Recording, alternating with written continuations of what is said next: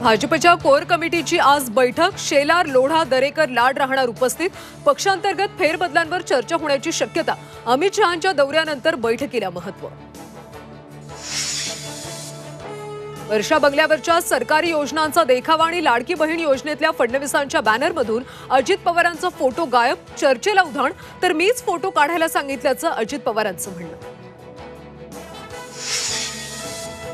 बारामतीत युगेंद्र पवारांच्या स्वाभिमानी यात्रेला सुरुवात. जय आणि माझ्यात काय फरक? काका अजित पवारांनी आशीर्वाद द्यावेत. पुतण्याची साथ.